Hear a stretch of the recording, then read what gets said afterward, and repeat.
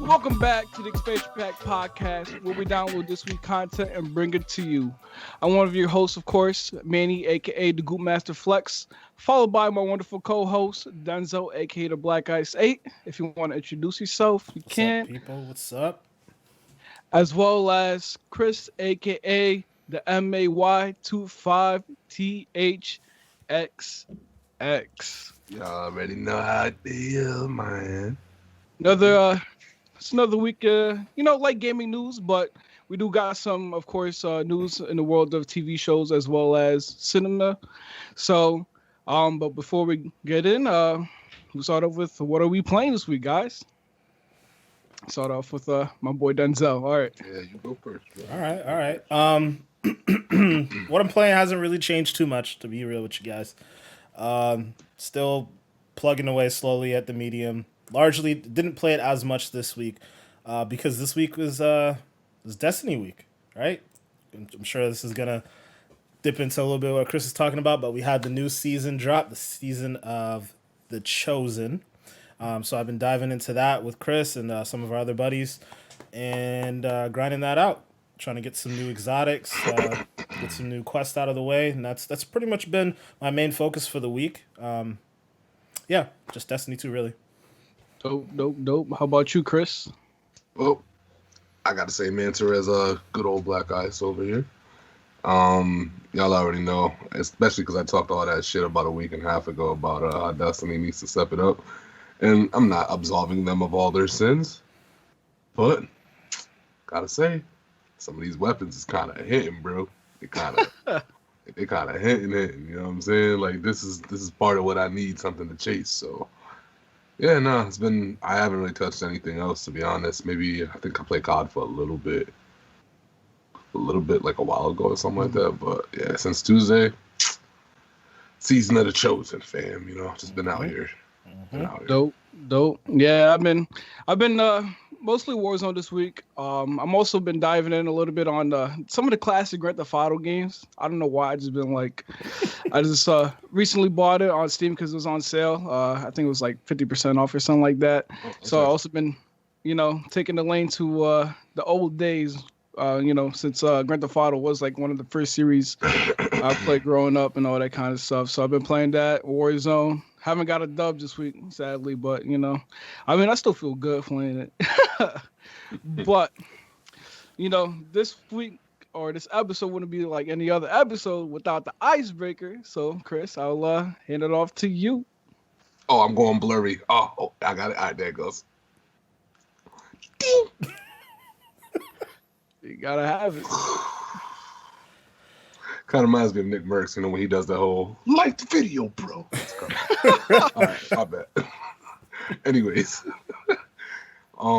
this week's icebreaker. So, what we got for y'all today is name one save file from a while back ago that you no longer have access to, either because of corruption or you lost the memory card.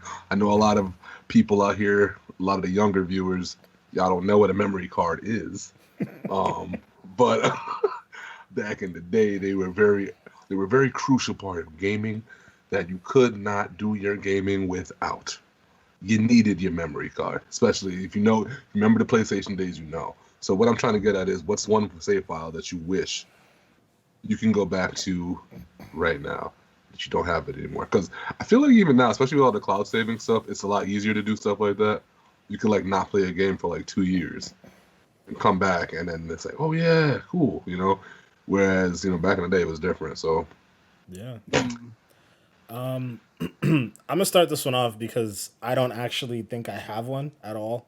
I've been racking my brain since Chris posed the question to us off air, and I literally don't think I have one. The last time I remember actively using a memory card, Xbox 360 for a short period of time, but even before that, had to be GameCube. I can't think of a time where I lost lost the memory card or like the data got corrupted. Like I've been like knock on wood, pretty lucky. Uh, yeah.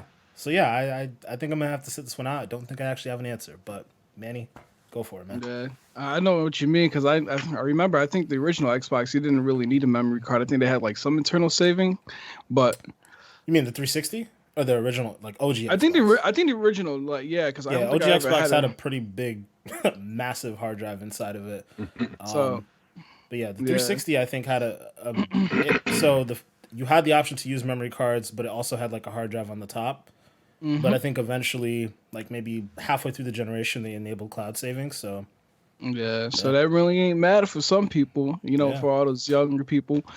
Yeah, I remember those glory days playing the PlayStation 2 and, me not having a memory card and having to keep my system on all day, every day, just to, get through the game. Oh, Shout shit, I out, forgot shout doing out to that. the unfortunate ones right there that couldn't have a memory card. But that Wow, would I be my forgot pick about for that. today. Honestly, my pick is kind of a more recent game. Um, is The Last of Us 2. So what ended up happening was when I transitioned from the PS4 Pro to the PlayStation 5, I thought I saved it in the cloud, which I'm pretty sure I did because like my other save data for other games were there. So what ended up happening was when I transferred to the PS5, they said my save data wasn't there, so I ended up having to start a new game. But I was like right at the end of The Last of Us 2, and I'm so upset because like I told one of my coworkers where I was at, and he said, "Yeah, you're like literally 5 minutes away from beating the game," and I was like, really? You know what I mean? That's gonna be my pick, for a save game file that I wish I could have back because honestly, like I was playing on like the hardest difficulty and it took me almost 30 hours to get to that point. So Mm. damn. Wait, so where's your old PlayStation then? PlayStation 5. I sold it like Oh man, way before I was able to finish it. Sadly, that sucks. That sucks. That sucks. That's rough. Shit. My answer is I think there's gonna be a couple people out there who feel me on this one, so I got to take it back to the day because I am no longer a spry young chicken. Back in my back when I was like what I want to say like 10 or 11, I wanted a Game Boy more than anything because I was big on Pokemon. Everybody in my classroom had one. I needed a Game Boy. More than air, bro. I needed a Game Boy. mm-hmm. Know what I'm saying? And it took me about a year and a half, I want to say, to finally get my hands on one from somebody in my family. Bought me one eventually for like Christmas or some shit. Anyways, long story short, I would leave my Game Boy at home in like my bedroom drawer, like next to my bed or whatever. One day I came home from school and I log on because that's the first thing I go to do. And like how you have to create your own like character and you give him a name and all this other bullshit. So I log on and my created character's name is DDFHGXXX99, a bunch of random letters and numbers and bullshit. And I was like, the fuck happened? So I opened the file and I'm looking in it, bro. So my little brother apparently done got his hands on my Game Boy, and he couldn't read or nothing at the time. He didn't know what the fuck he was doing. He went in there. He didn't know what he was doing, but he knew how to save though. He figured out how to save. He knew how to overwrite a file. So he did that to me. I was pissed. I said, okay, whatever. I can start from scratch. Cool. Bruh. So I stopped hiding it in my drawer next to my bed, and I said to myself, all right, I'm going to put it in my closet. I'm going to put it up real high. He's not tall enough to reach this thing. There's no way. And it's underneath clothes. Ain't no fucking way this little boy could find this thing. No way. Fam. Came back about 2 days later, clicked my John on. XXHD 22. Maybe he changed a couple of the numbers. He done did it again. Damn. He done did it again. Maybe that's the where second Chris got time the he did it, XX. I don't know how he got up there. To this day, I can't tell you. This boy was very short because he was like 4 or 5. Something. No. He wasn't that old because by then he was starting to be able to read and shit. He was a little younger than that. But long story short, the point of what I'm trying to say is I don't know how he got there. He ain't had no ladder. He ain't had no way to do this. But somehow he figured out a way to get in my closet. He knew it was in my closet. He knew how to get to the top shelf in my closet just to play my damn Game Boy and restart my file again. Damn, he's persistent. Hey man, it's just like, being a kid and trying to reach for the cookies. You know what I'm saying? He was reaching for the cookies. Fam needed to go reach for like a hobby or something. That's what he needed to go do. Leave my shit alone. He probably wouldn't remember that. If I brought it up today, I'd be like, "You remember when you did that to me? What are you talking about?" Mm-hmm. I know. Yeah, and then like games like Pokemon 2, we can only have one save file. One save, bro. That One sibling that save. just like, I want to start my own game. Yo, you don't know what it's like, yo. Some of that Pokemon stuff is hard to grind for, bro. You can find you a shiny. Yo, shinies are rare. They're like, you might not see a shiny for 5 years playing a Pokemon game. You dead ass just might not. You catch yourself one of them, it's like a trophy. And for somebody to just come out of nowhere and just XX9HD your ass. Oh, that's gonna be the new term now. XX9D your ass. Oh man. Fam, it's crazy. But yeah, that's my answer. That is my answer. Oh boy. Well, shout out to XX9DOS whatever. But to go in our first piece of news that we have for you guys this week, not EA. Oh my goodness, E3 has announced the dates for this year's conference. I know, we all know last year's conference sadly was canceled, and we all was ready for that trip, but now we got. Still heard over that. Same here. It looks like it's going to be a virtual show this year.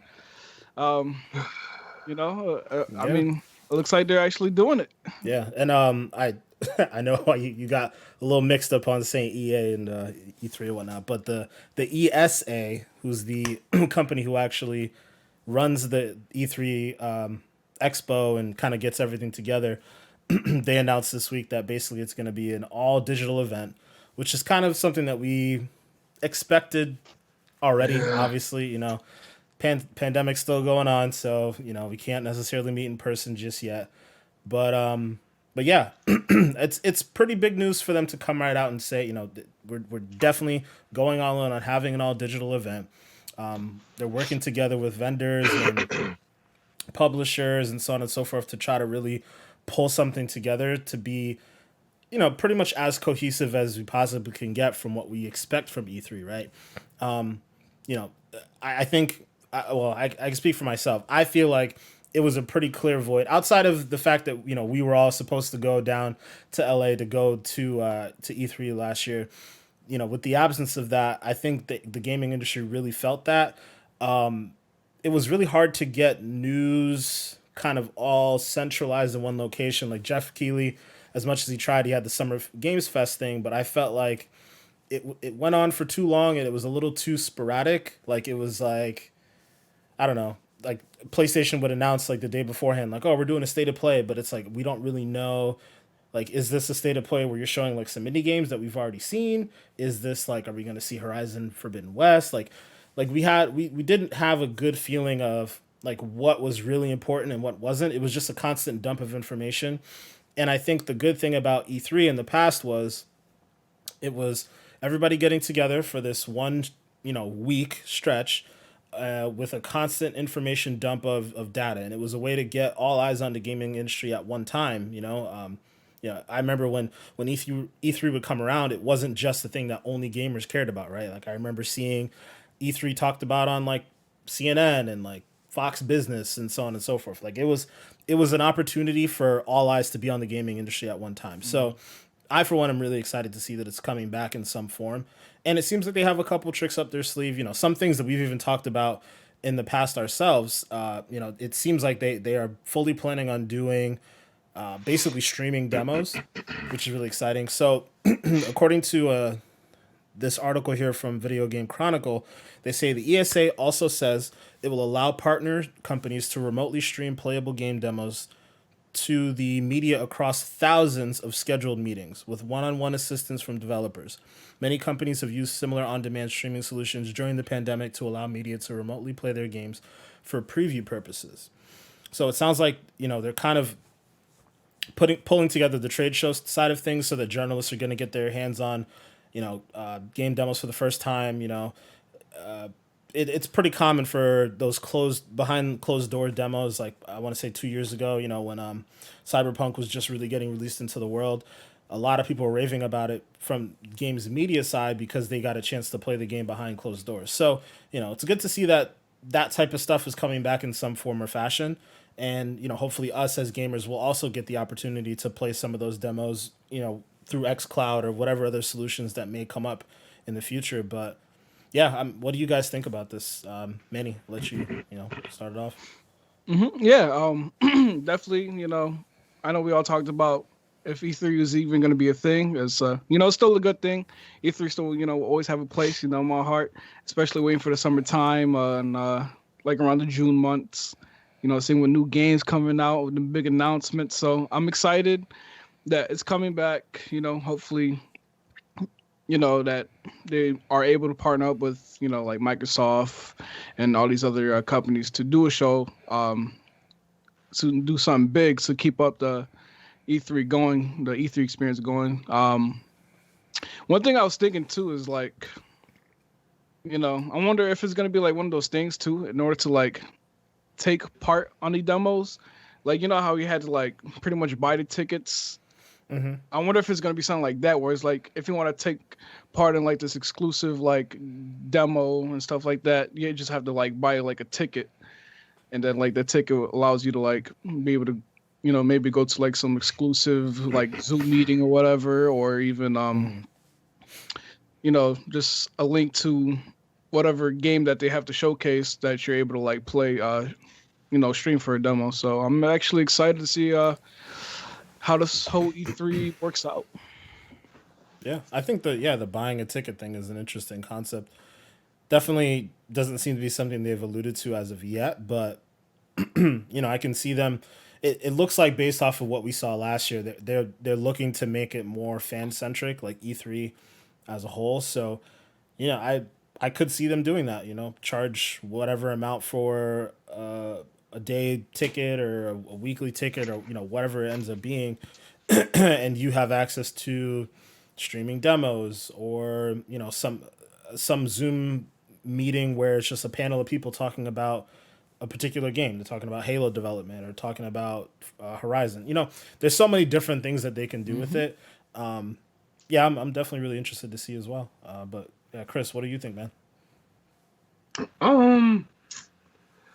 I mean, I'm happy we're getting something, but I mean, I can't act like I'm not disappointed in terms of the fact that we're just not getting the actual event. It's not anybody's fault. I'm not mad at anybody or anything like that. It just still kind of stings a little bit on my end in terms of that. Because one of the biggest things that I was looking forward to when we were supposed to go out there was not only being able to be in that atmosphere, but it was more like the networking opportunities and being able to really like meet people face to face and connect, and even in some cases go to some of the little side events or whatever, and really just get to build relationships with folks like outside of our bubble. You know what I'm saying? Which is still possible digitally, but it's not the same. I'll be 100% real. It's nowhere near the same. So I don't know how they could probably go about trying to be creative about something like that. But again, I'm not gonna like act ungrateful or anything like that. I'm happy we're getting something. I do think that I think gaming in general for this year, and even maybe not even just gaming, but the whole rest of the world, we had a whole year of COVID and the pandemic, and we pretty much spent a lot of 2020 reacting, I feel like, to it. So I feel like 2021, yeah, we're still going through it, but we're way better equipped to do things. So I expect a way more concise event, a way more streamlined thing in terms of the game announcements and even the playable stream demos and all that kind of stuff. I think it's going to go a lot more smoothly this year. Last year it was really disjointed because I remember a lot of times you would tell me, like, you'd be like, hey, I think Ubisoft is doing a random event, and it would be just on random days, and I wouldn't know about half of them until like they were already live, and it was just a really like they were trying. I'm not mad at them. I get it. It's short notice, and you got to just kind of like come up with something. But last year was really just all over the place. So, yeah, I think it'll be a lot better this year in terms of that. And maybe down the road, if we ever get back to somewhere cool, we could figure out a way to like get those networking opportunities back to where they could be. But that was big, especially like for us. Like I was like, man, we're just starting out. We're really trying to do this stuff. We can get out there and meet some of these people. Who knows? Maybe one of these big streamers takes a liking to one of us and says, "Oh, let me help you guys." Just stuff like that was it sucks. Yeah, but yeah. I mean, I still there's still room for it though.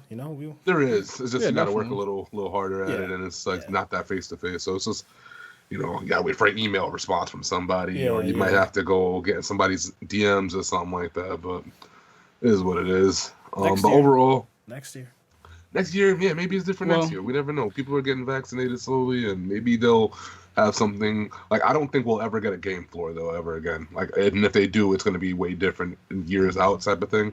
Because to me, when I think about those kind of venues, it's way too many people in a condensed area, and they're like literally touching elbow to elbow. I don't think we're gonna get stuff like that for a while. Like, so even if they did an E3 in the future, I kind of see it like how they do it with the sports games now. Because some of the basketball arenas allow like maybe 4,000 fans in, and they're super scattered. Like it's just like you see like a cluster of folks, and then mad empty seats around them, and then another cluster of folks. Yeah, I could see stuff like that maybe getting to a point, but again, that's like 2-3 years out maybe. Really, depending. 2-3 years. I think if it's obviously dependent on how things go with this vaccine, right? We know how things are going in the States right now. They're supposed to be injecting a whole pile of money into our vaccination efforts. So assuming that goes well, I could realistically see a show floor next year. Like if we're talking about June 2022, I could see a show floor opening up June 2022. But in the same capacity as it used to be? Not necessarily in the same capacity, but okay, so let's say if there were 40,000 people at E3 in years past, maybe there's 30,000 or 20,000, right? But I also feel like there will be that requirement of you need the vaccine. And that's tough, right? That's like a tough thing to necessarily go through. But I think they will be, those types of events will be looking for, are you vaccinated? Like, if not, and I guess I could see if there's some backlash on trying to figure out if people are vaccinated and trying to, I guess, how do you really confirm that? Verify. I'm sure there are ways. They're gonna do it on somebody's license or something, probably. Right? Yeah. I'm sure there are ways, but I guess. All right. Here's the better way to put it. If there's a system in place to determine if people are vaccinated, and it's reliable, by next year, I could see shore floors opening up. If that's still like a wishy-washy thing where it's like, oh, I can't really prove it to you, yada, yada, yada, then yeah, I think we're still a couple years out. And you'd have to wait for this thing to essentially die off. But yeah, I could see them trying to do something next year. I mean, they do have COVID sniffing dogs, so. What? Yo, they just about to be outside the gates with like 9 dogs. Bro, I mean, the Miami Heat do that now with the with the fans coming in attendance to the stadium. They have the COVID. What do the dogs do when they react to the COVID? Do they just bark a lot, or do they attack? I'm sorry. What's how going can a on? dog smell that you have COVID? That's what I mean. I don't know how it works, but I don't want to trash on Florida. I love you, but y'all are wild. Like, y'all got some wild stuff going on down there. You got a rag? I'm like, come here, boy. It's got the COVID on it, boy. Come here. Dogs. Come here. You got the scent? You got it? He's got it. Go ahead, boy. Get the COVID. Go get it. Bro. I was like, when I first saw that, I was like, yo, I feel bad for whoever got COVID because that dog attacks you, you're going to be done. I don't know. I'm trying to train the dogs, but that's just a different subject. That's just can't so imagine that. That's funny. That's super funny. Got the scent on the rag, sent the dog out, bro. Yeah. I get the scent on the rag. You just like somebody who has like, cough on this rag real quick. Dog, bro, that's what you need. Like, you got it, boy. You got it. All right, go and get it. Yeah, that's probably the dumbest thing I've ever heard. I'm sorry. Okay, but yeah. I mean, we'll see how things go with with E3. hopefully, I'm hopefully excited, by though. next year. Hopefully by next year, we're at least trying to get back to some level of normal. I'm really looking forward to the digital event, though. Even if it just pulls together basic levels of information, if we could at least just get back to the cadence of, okay, like Sunday Microsoft has their event, Monday morning, or actually, well, even before that, Saturday would be EA's thing, and then Sunday would be Microsoft's thing, and then you got Sony going, and then you got Ubisoft. And so, like, if we could get at least that cadence of things happening for this digital event, so that, like, boom, the major players are getting all their information out there, and content creators like us can, like, dissect that stuff and kind of bring it to you guys, the viewers. Like, I think that's a large part of what made E3 such a big deal. It was just a really good way for media to come together and put together information to present to viewers, get the information out there. So I think that's largely what the ESA's role is in all of this, and it seems like at least based off the information that we have so far, it seems like they're working towards it. So as long as it's not just a complete cutoff and cancel, if E3 can live in some form or fashion, I'm happy. Tell y'all what, though, man. Regardless of what shape or form E3 is given to us to this year, Nintendo better come with some kind of announcement this year. That's all I know. Y'all better come with something. That's all I know. You got to cut that out of your head now, bro. Nah, fam, I'm holding them to it. There's a scarred for life. Nope. Cut that out of your head right now. Just expect a new fighter, and then you'll be fine. Dog, if they do a whole new 2021 E3, all they got is a new fighter, and that fighter not even hitting. Yeah, no, just don't get your hopes up. Don't get your hopes up. But yeah, we'll jump to the next topic for now. I guess the next two topics back to back are kind of not necessarily gaming related, but gaming adjacent. So we've gotten a lot of news about the Borderlands movie this week. So they've officially announced some castings, some of which we've heard a couple things about previously, but just to kind of get right into it. So this week they announced that Jack Black is going to play Claptrap. Really interesting. Kevin Hart's going to play Roland, which I believe we heard about a couple weeks back. Jamie Lee Curtis is going to play Tannis. Also very interesting to me. Tannis does not look, and I'm not trying to talk shit about Jamie Lee Curtis, but Tannis does not look old. So I don't know what's happening there, but whatever. And then we got Cate Blanchett playing Lilith, which I actually think is like a perfect casting. That like sounds dope to me. So yeah, what do you guys think about this? Chris, I'll let you start it off. You play Borderlands, so you know what's up. Yeah. I think if they do it correctly, it can be pretty dope. Like, so the vibes I kind of like automatically go to is like a Guardians of the Galaxy kind of thing. But then like, I guess there's some Jumanji stuff in there too a little bit. But that's the vibe, because just based on how the games are, the games are very silly and funny and upbeat, and they have memorable moments, and their characters are very well fleshed out, and there's a certain charm to Borderlands, you know what I'm saying? And I kind of feel like, yeah, that's kind of the vibe I'm getting from this a little bit. Yeah, the Jamie Lee Curtis casting, I ain't gonna hold you. I don't even know what's good with that. I think she got to buy her agent a bottle of wine or something, because he done knocked one out the park with this one. Somebody did. But yeah, I think it's gonna be cool. It's gonna be Jack Black as a Claptrap. He's not my favorite actor out there, but when he does roles like this, he shines. He's gonna kill it. He definitely can shine. He's Yeah. gonna kill it. I think so. So yeah, man, I'm excited for it. I hope it doesn't take forever to come out. I think this could be something that we could definitely, hopefully, again, if the world goes back to normal, make this like, a X-Pack, movie going event or something. You know what I'm saying? That'd be kind of cool. Oh yeah. Get some people out there. We all about the movie theaters watching this damn Borderlands, and we do an X-Pack review or something.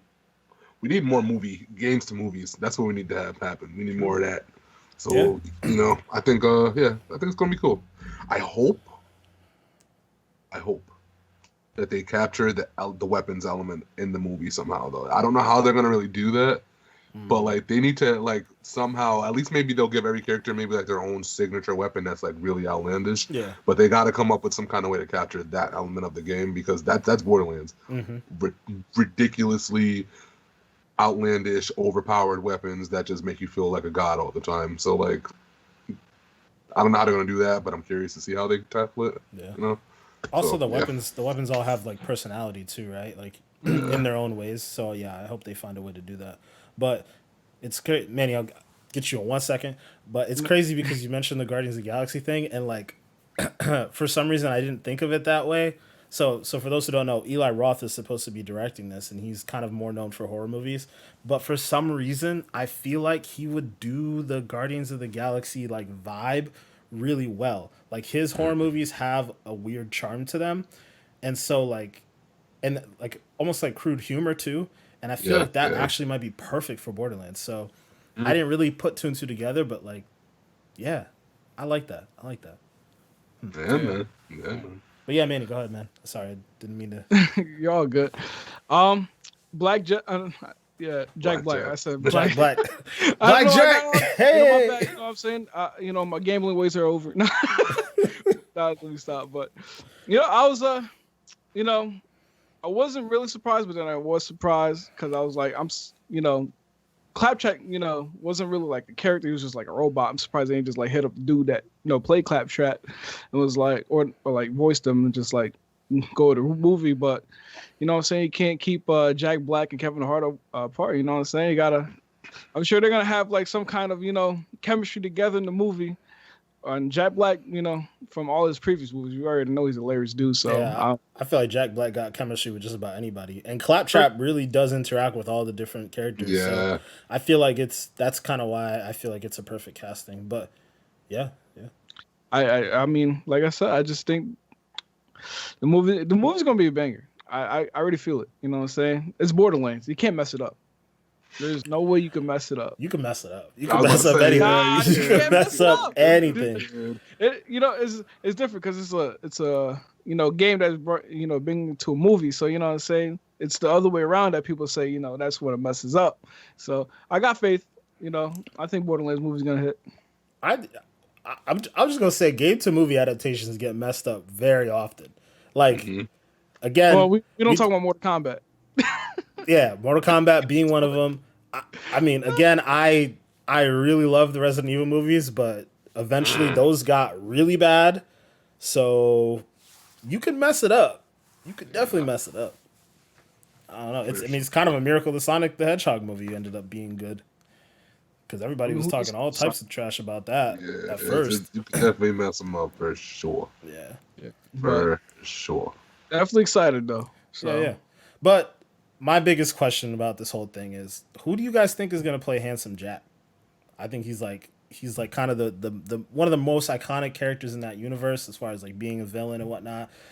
Very charismatic guy, but like also just like completely bonkers, like multiple screws loose in his head. Like, who do you guys think would be a good Handsome Jack? That's a tough one. I'm gonna let you answer that one first, Goop, because I'm still trying to think about who I think. This is like kind of like I want to say a stretch, or say like you said, we already know Handsome Jack. He's kind of a little crazy, but he got that little, he's a little funny. You know what I'm saying? He's a little funny guy. So I feel like I think would do a decent job, or maybe even like a great job of a Handsome Jack. And it's hard to kind of like see though, but like. Imagine Ryan Reynolds as Handsome Jack. I could totally see that. I could totally see that. You know what I'm saying? With him in like movies like Deadpool and stuff like that, I could see him being like Handsome Jack and just killing it. I could totally see that. I don't think he has the time for it because I'm pretty sure they're still trying to make that Deadpool 3 over with Disney now and MCU. True. But I could totally see that. Absolutely. Yeah, that's a good one. That would be my dream cast for him. So. Chris, you have one, or you got still want more time? Because I'll give you mine. Nah. I think,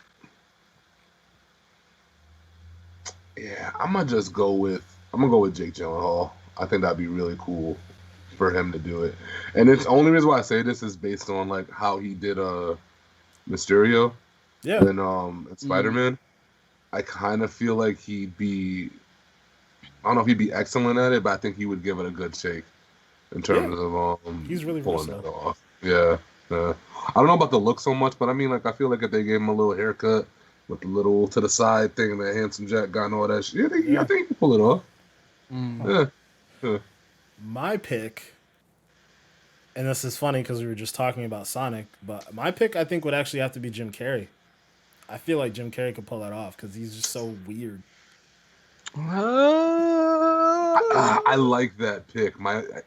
Is he too old though? That's the only. Yeah, and that was the only thing I was thinking about too. Was like, is he too old? But I still think he could pull it off. You remember when he did the Riddler way back in the day? Mm-hmm. That's true. Bruh. Yeah. I would. I can't think of anybody who's as like zany as him now, who's young. If I could have, that's probably who I would have went with. But I think Jim Carrey would crush that role. The only thing holding him back is the fact that he's like older. True. I mean, well, with technology nowadays, I'm sure they can do something. But Jim Carrey would be interesting. Like you say, he did the Riddler in the past, so he got that. He got some riddle me this experience. Or riddle me that. Who's afraid of the big black man? Come on, man. Oh, actually, hold up. What about Neil Patrick Harris as him? I don't know if you guys. That's a good pick too. He's younger. He's definitely much younger than Jim Carrey. Yeah, I think he's got the charisma for it. Yeah. Absolutely. Yeah, it's possible. Do you know who Neil Patrick Harris is, Manny? Yeah, he's dude from How I Met Your Mother, right? Yeah, he's Barney. Barney. All right, yeah. We gonna keep an eye on that one because I mean I feel like you can't do a Borderlands movie, and it seems like they're really pulling a lot of big names here. So I would expect that they're trying to get Handsome Jack woven into that story. He's obviously such a big part of that universe. So yeah, we'll keep an eye out on who they choose. But Neil Patrick Harris, Jim Carrey, not bad. Jake Gyllenhaal, liking that. Do you guys feel like we're on a cusp of like this being more of like a mainstream thing? Because I feel like in the last year or two, stuff like this is ramping up a little bit more. Because all right, you got the Monster Hunter movie that just released. Then we had what we're gonna be talking about after this, and then we got this coming out, and people have teased back in the day the Halo movies and all the kind of stuff, but Gears of War movie. Yeah, it just feels like now more than ever. Maybe it's because of the newfound respect that gaming's getting. Because you know what? That is what it is. Because now that I think about how the superhero movies went, people used to shit on superheroes. I don't know how many girls I used to know way back used to hate them, and now they love them. And it's just different now how that stuff works. But now because of the respect that the movies get, I think, or the respect of the characters, they get movies now pretty easily. Whereas gaming is still in that same. Yeah, they're just waiting for that first hitter, I think, and then the next thing you know, we're gonna have the GCU, the gaming community universe, or some wild shit that comes out. But they're just waiting for the first hitter. That's all. Yeah, no, I'm glad you brought it up now because it was actually something I was going to tackle at the end of the episode based off the way the next couple topics fall. But yeah, it seems like the way the gaming industry is being viewed from multiple other industries is that during this pandemic been the one industry that's been thriving, like booming. So if you're looking to make a quick buck, or even if you're just trying to find something sustainable, right? Like it works either way. You are trying to invest in the gaming industry. There's a reason why you're seeing other bigger companies trying to absorb gaming studios and whatnot. Tencent has made a heavy investment in gaming studios across the board. They actually, have made a heavy investment into Epic Games, which is something we're going to talk a company we're going to talk a little bit more about later. But yeah, like the writing's on the wall, right? Gaming is in. Gaming is the most lucrative industry right now. So if you can tap into that by grabbing some characters and bringing them to the big screen, you already know that you have a pretty big fan base of people who play the games who might jump on over, why not try to, in a sense, recreate what Marvel did or what Disney did with Marvel Comics, right? Like, okay, so we know that you're going to have the fan base of the comic book nerds or whatever to come watch the movies, but let's see if we can make this even broader, make it even more mainstream. Let's take all these beloved characters. Borderlands is a great example of that because it's just a bunch of zany characters in a zany world that would make a really interesting and crazy movie. And then, what we're going to get into next is an even greater world with a lot of depth and a lot of characters to dive into. So, yeah, I think we're going to see a lot more. Even Uncharted, we forgot about that. We didn't talk about that a couple weeks ago, and that's something that's big coming out too. So like, yeah, it's getting crazy. It's getting crazy out there. Yeah, but yeah, I mean that's I'm glad you brought it up because it brings us into our next topic. So this week, HBO finally announced some of the castings for the Last of Us TV show. Probably the two most important characters in that universe. So we got Joel being cast as Pedro Pascal. Most of you will know as the Mandalorian. He also played the villain in Wonder Woman as well. So he's having a nice career up until now. And then also we got news that Ellie got casted. She's going to be played by Bella Ramsey, who most people will know as Lyanna Mormont from Game of Thrones, the little girl that kind of little badass girl that everybody seems to love. Two really awesome castings. I'm really interested to see how that goes. But, as always, I'll defer to you guys. What do you guys think, Chris? I'm excited for this, man, because not only just for the casting, but because we all know The Last of Us is a hell of a story. And again, these are the things that are going to keep bringing that respect level to like these people who sit down and spend hours creating characters and then creating dialogue for these characters and creating stories for us to dive into. And these are the things that now you guys can see in a mainstream level.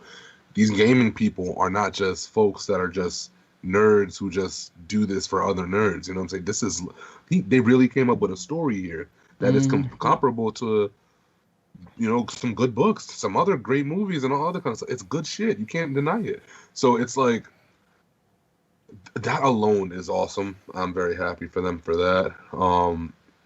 In terms of the actual castings, I can't say that I've watched too much of The Mandalorian, but what I'll say is, everybody I've known that does watch it loves it. I haven't heard one bad thing about it. So, I mean, dude got to be onto something. And when he was in Wonder Woman, that shit was dope too. So I ain't mad at that. I know Bella Ramsey. I remember the first time I saw her on Game of Thrones, and I said, "Who in the fuck is this little? Hey, yo, she over here with shot calling? Who is this? Who is this?" Though she was hella badass on that show. So, she even went out like a G. You remember that, dude? Shout out Bella Ramsey, yo. Yeah. But my only concern with that was that I was a little concerned with if she kind of like looked like Ellie. But I have no concern with her acting ability and her being able to bring that character truly to life. And it's going to be cool because it's going to be seeing a whole other side of her acting. I'm very much used to just seeing what she did in Game of Thrones, and she was very calloused and hardened for a little girl on that show. So now she's going to be doing something completely different. I'm assuming she's going to like do an American accent and all kind of stuff. It's going to be seeing her in her own new light. So it's kind of cool. Yeah, I'm excited, man. I love seeing this stuff breaking these walls down. The more we get more shit like this, the more we have more opportunities for a Mass Effect movie and some of these other really good games to get taken seriously enough for that. That's dope, man. Let's go. So, Manny, what you think, bro? We're just talking about Last of Us 2, so, give us a synopsis, bro. Well, I'll tell you this.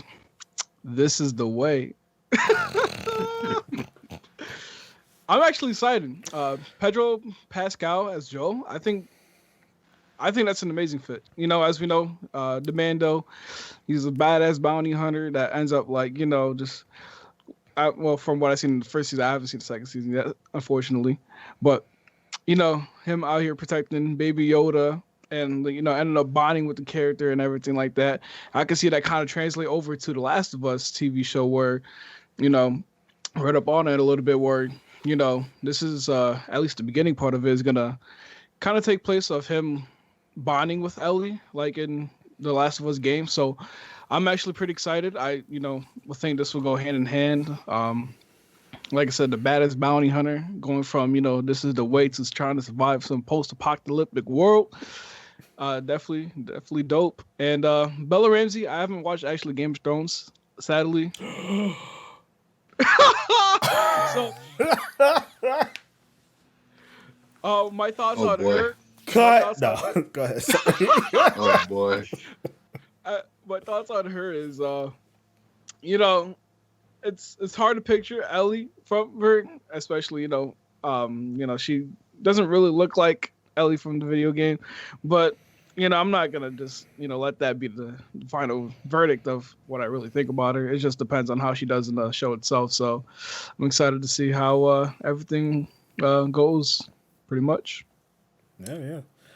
I mean, I do echo a lot of what you guys say about the castings. Like, I think Pedro Pascal has insane range. I think he's going to do an amazing job. I do agree with you, Manny, that there is some parallels between him being the Mandalorian and what Joel is in the Last of Us universe. Like, Joel's not really. He's a quiet guy, like relatively speaking. The Mandalorian barely talks, period. But yeah, Joel is on a very similar level. He doesn't necessarily talk, but he knows how to throw down. He knows how to protect people, and his job in the game was to protect Ellie in a very similar way to the Mandalorian's job was to protect Baby Yoda. So, I think it's an easy translation for me. Aside from that, I just like the actor. Period. Right? Like. And it's crazy. They both have Game of Thrones connections, right? Because Pedro Pascal was on Game of Thrones as well. I forgot his name, but he died relatively quickly. Chris, you remember that? He died to the mountain. He was like, oh, when he was Prince Oberyn? Yes, Oberyn. Yep. Oh. Yeah, he was Prince Oberyn. Yeah, so HBO's definitely keeping it in house there. Casting two of their own. Bro, he got. It was man. You can't even get into this. Man, you gotta watch the show, man. It's so bad. Oh, I don't know. Anyways, well, outside of that though, to Manny's point, both of your points really about Bella and her look. She doesn't necessarily look like Elle or AKA Ellen Page. Like everybody knows, Ellen Page is the character model for the original Ellie. So she doesn't really look like that, but. As I mentioned to these guys off air, I have so much faith in HBO. It's like ridiculous. They don't miss, guys. Like literally every series that they've come out with within this last year, 2 years, whatever. Like they've been huge. Euphoria, Watchmen, even that random show, The Flight Attendant, Lovecraft and all that shit. Oh yeah, Lovecraft's huge. Like everything that they do, they hit. Especially when they have like an IP, like a known entity. People know The Last of Us, right? Like people have some expectations from it. I would be very surprised if they drop the ball. So I have a lot of faith in all their castings. I'm sure they'll do their best to make her look as much like Ellie as what we're thinking about. But ultimately, like what Manny mentioned, I think the performance is what's going to matter. And I have no doubts about her acting chops. I think she's going to crush it. Absolutely crush it. I have a question for y'all. Y'all, do you guys how much do you think that this show is going to be able to separate itself from something like a Walking Dead or something like that? Tremendously, I think, because it's on HBO, so true. Like the level of gore and whatnot, and sex or whatever it is that they choose to do. Like there's a wide. They're not constrained by being on a cable network, right? So that's A. B, I think the story of The Last of Us is so much more, not more fleshed out. I just think they're just such different entities, right? Like, yeah, I get that it's like post-apocalyptic, so on and so forth. And The Last of Us, well, obviously The Walking Dead is about zombies. The Last of Us are about creatures that are kind of adjacent to zombies, but they create a different sense of tension to me. I think there's a lot of parallels, but I don't know. I just think the story of The Last of Us just hits a lot harder than what The Walking Dead would be. I guess I'm more talking about visually, because like I think I'm trying to picture this show in my head, And you know, like how after like 3 seasons of Walking Dead, they got really, really like serious about how they killed off characters, even to the point where they were really like kind of meticulous with how they would do certain zombie deaths. To the point where like, oh, we're gonna make sure in this episode, we're gonna have 3 of them halfway stuck in the mud in this ravine somewhere, and we're gonna have a car go through them, and they're gonna explode over on this angle on the camp. You know what I'm saying? Like, they got really specific with how they did that stuff after a while. So I'm trying to understand. Like, I wonder. I guess I'm just trying to wonder how much HBO can do things in a different light. Because I kind of am with you. I don't really think the stories are necessarily the same, but visually, you know, like scenarios where you're like in a random supermarket or something like that. You know, I think about how Walking Dead would do it with walkers and stuff like that, and them trying to survive. And I'm thinking about visually how it would work for something like The Last of Us, where like you're in a supermarket and then there's some random clicker or something like that. I'm just wondering how much different it could really make some of this aesthetically look. I mean, I can see it, but yeah, I don't know. Because I definitely get what you're saying. I feel like I can see the cinematography of it look different, and I think that alone would change. Like, I think the way that the show would have to be shot could make a big enough difference that you can keep all of the same concepts that The Walking Dead has and have it look different enough. Like, I don't know if you've ever, well, you probably haven't, but Euphoria, that show is shot in a very unique way. I think if you took the cinematographer for Euphoria and put them on this show, I think that alone would like differentiate it from almost anything that you've ever seen on TV. Period. Euphoria to me doesn't look like anything else that's out there. So if you take Euphoria, which is really about like drugs and it's like very colorful, but if you take the cinematography of it and put it into a post-apocalyptic like world, I think that would separate it from anything on TV. Period. So I think they could do it. I think they will do it. Yeah. I kind of want to see what you're talking about now, so I gotta watch that show too. I absolutely recommend you watch Euphoria. That show is amazing. It's absolutely amazing. But yeah, anybody else have anything to add to the show, Manny? I know you're a big Last of Us fan, so All I gotta say is, you know, the show better not corrupt like my saved data file. this dude. Nah, but like, I mean, I know the show's gonna hit. I mean, you already have like basically the story set in place. You know, if they do follow like kind of like the path of The Last of Us 1, and I'm sure the storytelling and stuff like that's gonna be a banger. So I definitely am excited. Word. All right. Well, our next topic here, it's kind of a weird one. It's a little different. And I think none of us necessarily know what to make of it yet, but I think it definitely is something that can be exciting for the industry as a whole and, you know, other industries as well. But this past week, I should say, Epic Games unveiled something called the MetaHuman Creator. So basically, they describe it as a browser-based app that enables game developers and creators of real-time content to slash the time it takes to build digital humans from weeks to less than an hour.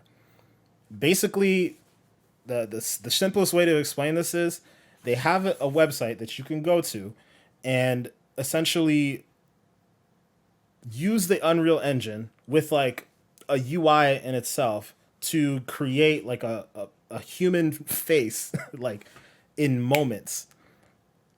Like I still don't fully understand how to like wrap my head around this, but I think once you take a look at it, it's really almost immediately clear that this could be a game changer, right? Mm-hmm. Like you think about how long it takes most content, or most companies who are developing games, even with the Unreal Engine, how much time it would take them to create a character model, and you essentially have access to this tool that can create any character model at any point in time, and you can change all the features of that character in real time. It looks like they also mentioned that it will incorporate with their, what's it called here, Live Link Face iOS app, so that in theory, you, Manny, Chris, myself, like we could scan our faces into this application and put ourselves into a game or because it's not only for gaming as well, or you can create like a movie with this, or even like a TV show or some piece of content. So in my mind, the possibilities are endless with this. And I just think it's something that I think it's really important to talk about, because I think it can really change the future of game development, as well as the way that movies are made and things like that. So Manny, we'll go around and talk about it a little bit more, because I think it helps to talk about it to get a better understanding of it. So Manny, I'll let you start off with what do you think about this so far? I definitely agree. Game changing indeed, because we know how, with these devs and even just small content creators that, now or currently it takes a long time. As they even explain, like could take up to months to just even create like one character. And if like you're working on like something big as like a small company, so to say, and trying to have them to create like a bunch of like environment with different character models and everything like that. I mean, to just shave it down to just like minutes to hours, it's really a game changer, especially with the link, the Live Link Face app, just to be able to like scan yourself and just be able to even touch up some things, make yourself look different. If you want to go like with a make yourself look like a goblin or anything like that. You know what I'm saying? Like, I'm sure you could, mess around with the live, with this, MetaHuman. Mm-hmm. So like, it's definitely exciting. Even what I was thinking too is like, imagine like, as the future of like games, like they use something like this to be able to like create your own character for like a game where you create your own character, like for example, Mass Effect. Like, and just imagine like being able to scan your face and you being like that, we just use Shepard for now, like, being that Shepard character, and you're like, yo, that's me in the game, and just be able to create that in minutes. That's actually like an excellent example, because I'm pretty sure Mass Effect uses the Unreal Engine. So yeah, I mean, yeah, that concept is almost like a perfect fit. And so like, yeah, go ahead. No, I was gonna say like that's what I'm taking out of this, is that like, in the future of gaming, like, a lot of RPG games that you do create your own character, like just to be able to like have that possibility, for games that do use Unreal Engine. So, I'm hoping that in the future I get to see myself in a lot more games than just playing NBA 2K, which are, as kind of a crappy face game feature already. So we'll see how that goes. All right, word. Chris, what do you think about this, man? I mean, I'll be honest, I don't really know 100% how much it's going to affect things going forward, because it could either be really big, or it could be something that people just decided to say, eh. But on the outside looking in, it's like, put it this way, it looked so realistic that the only thing I could truly point out that it clearly was not, and it's the two areas that I think these people have struggled with this stuff for like over 2 decades, is the hair. I knew you were gonna say that. And the teeth. It's the only two things. It literally. I knew you were gonna say that. And I get it. The teeth thing, I'm surprised we're not there yet. But the hair part, I get why. That's really hard to make look realistic in a game. So I get it, to make it look like it's moving in the air and being all whimsical like hair actually is. It's very tough to get that down. So even though they've somehow got watered down, but that's another discussion. But anyway, I feel you.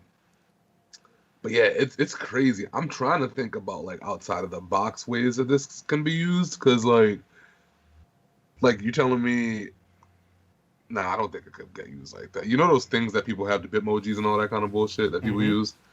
Like, is this something that leads into better versions of that? Is this something that I think it does.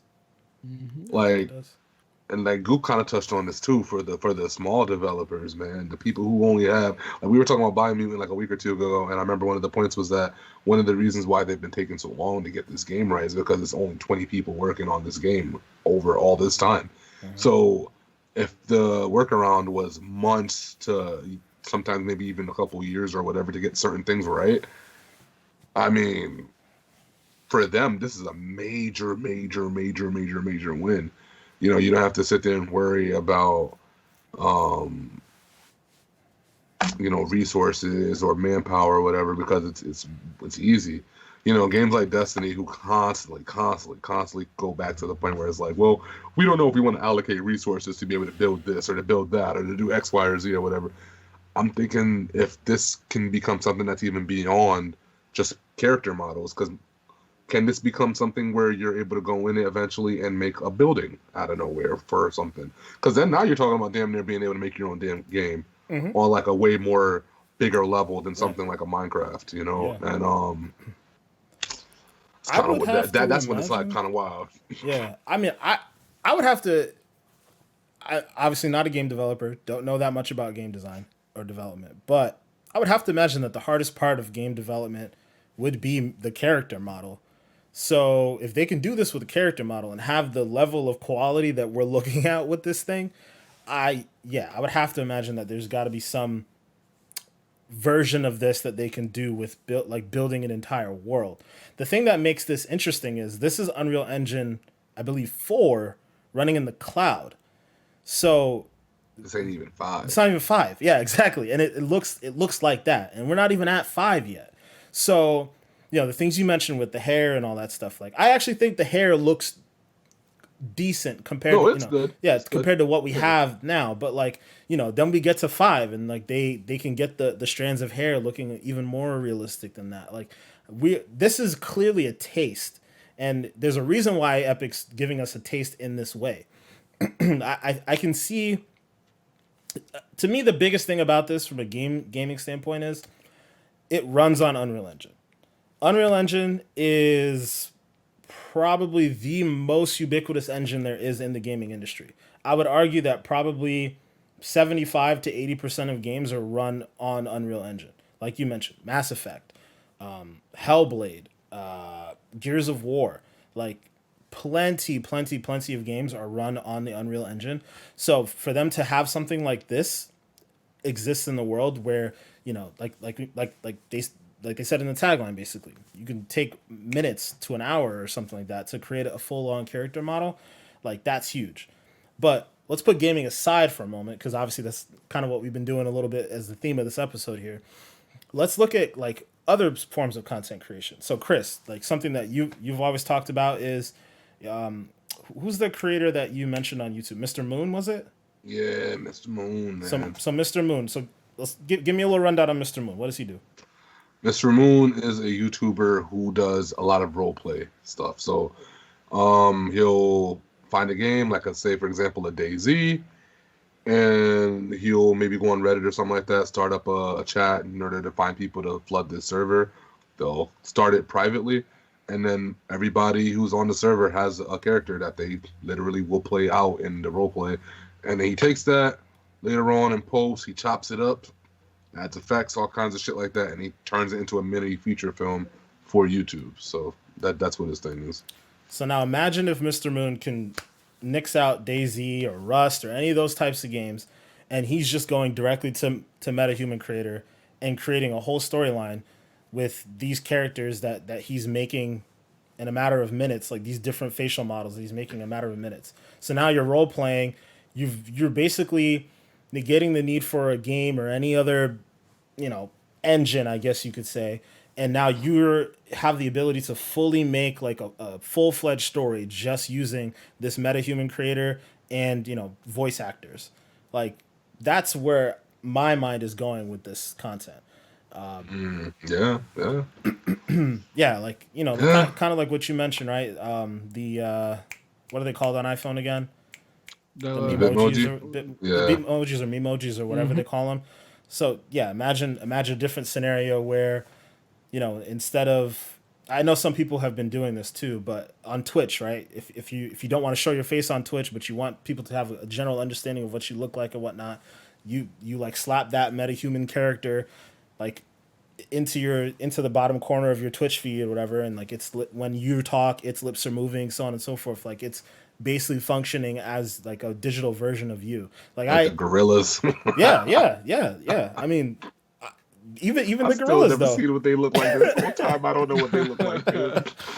But there's so many different scenarios I can see where like people are making, cartoons. Like it basically unlocks so much potential for people in almost every different level of content creation, right? So like if you're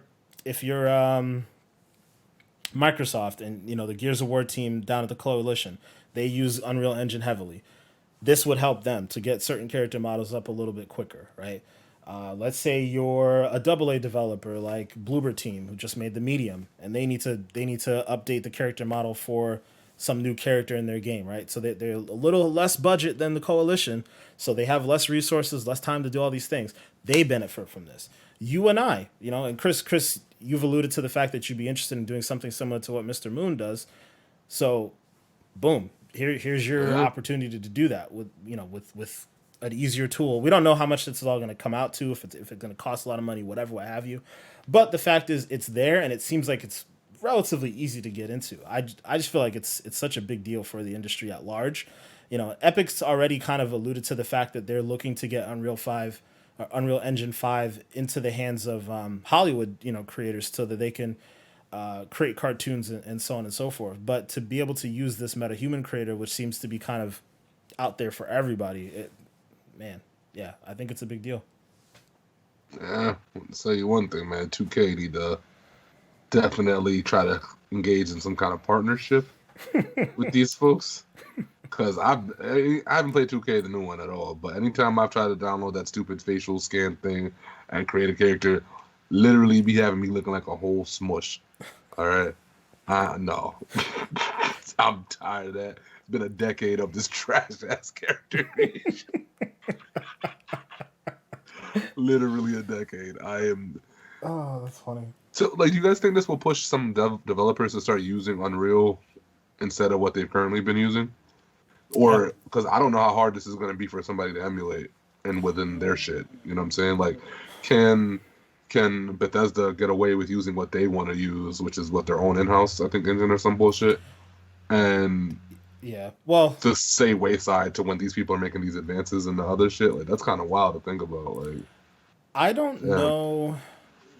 This actually might be something I might have to look up off air, but I'm not sure what Fallout uses, like Fallout and Skyrim, but Bethesda does create something called idTech. idTech would probably have been, like, if Unreal Engine is the most ubiquitous engine in the world, I think idTech would have been a couple notches underneath that, because they did license out idTech to a lot of other studios. But idTech is what Doom runs on, Wolfenstein, Deathloop, the game that's coming out, Dishonored. Like, there's a very large swath of games that run off idTech, and idTech's actually very, very good. I think they're probably the exception to this rule, and it's funny that you brought it up, and I think the reason why you brought it up is really just because of Fallout, and I think Fallout uses something completely different because it's super buggy, and we know that, but but Bethesda at large, like the entire ZeniMax company, now owned by Microsoft, they use idTech, and idTech is like very top tier technology. Like, looks beautiful. But yeah, I would imagine outside of Bethesda and idTech and whatnot, I would imagine that yes, other studios, the better that Epic gets at making this engine and making it as versatile as possible to make it so that you can run a sports game on it, or a fantasy game on it, or a shooter on it, or like whatever.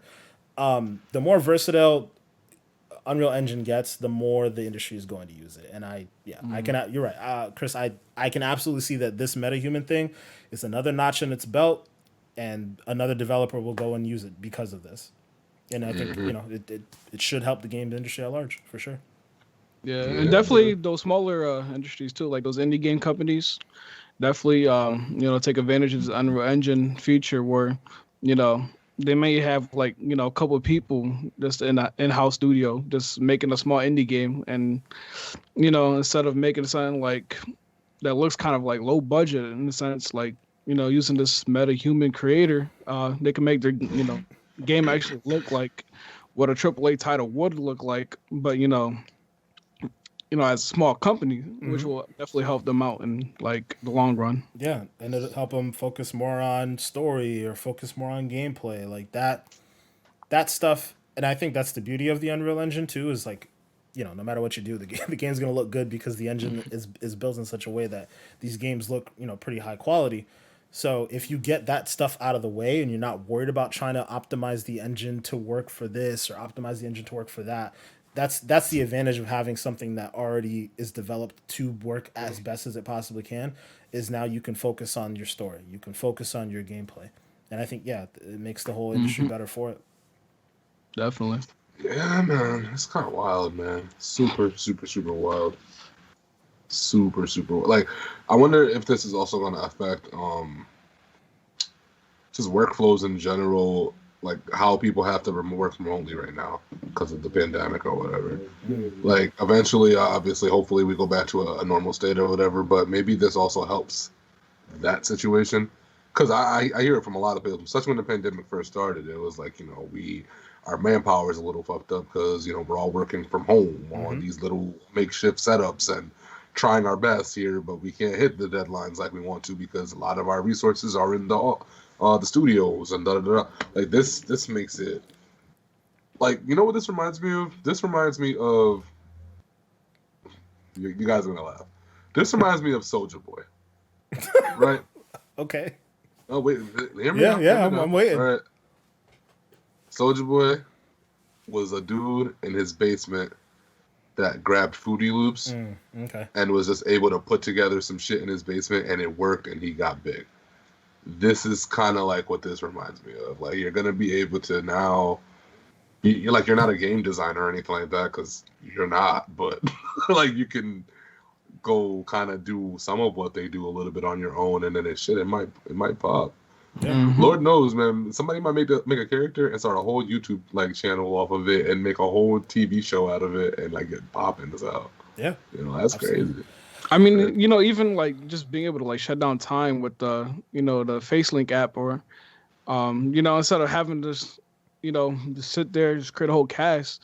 It could just be like, something as small as, yo, you want to just be in my game real quick? I just gotta have you do this real quick for me. Scan your face, and then that's it. You're basically in the game, and you don't have to do anything else. Like, yeah, it's just a lot more Johnny Silverhand type of situations, man. A lot more cameos and shit. A lot more all that. Could be, yeah, could be. Chris, to your point about kind of like the more like soldier boys of gaming, I love that you brought that up. Like, it's funny because, again, we're talking about Unreal Engine, but that game, Bright Memory Infinite, that's like exactly what happened there. That game is made by one man. Like, that game looks absolutely beautiful. I still can't believe that. Yeah, made by one guy, and I'm pretty sure he's using Unreal Engine. Funny enough. Yeah, I mean, I guess he claimed he had a little bit of help with some of the assets and whatnot, but like, yeah, for him to be able to create that almost entirely by himself using, Unreal Engine, like a free software that's out there for people to use, man. Like, extremely impressive. So yeah, it definitely, him alone, he is the poster child for this, right?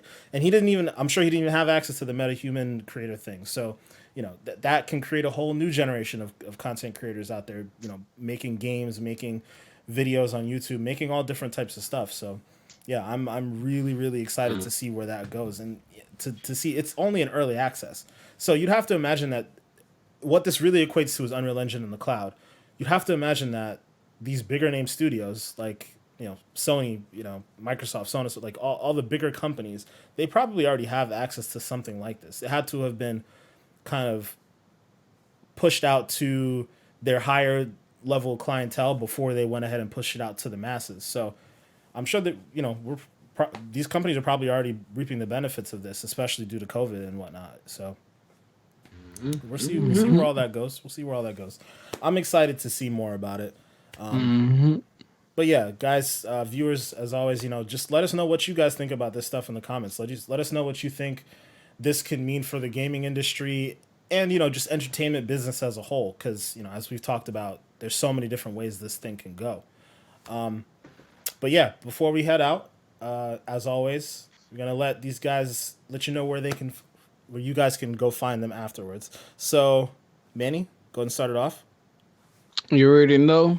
Goopmaster Flex on every platform. Goopmaster Flex on Twitch. Instagram, GoodMasterFlex underscore TTV, and then Twitter, GoodMasterFlex underscore. There we go. All right. Pretty good, Chris, pretty- where can the people find you, bro? Once again, on everything,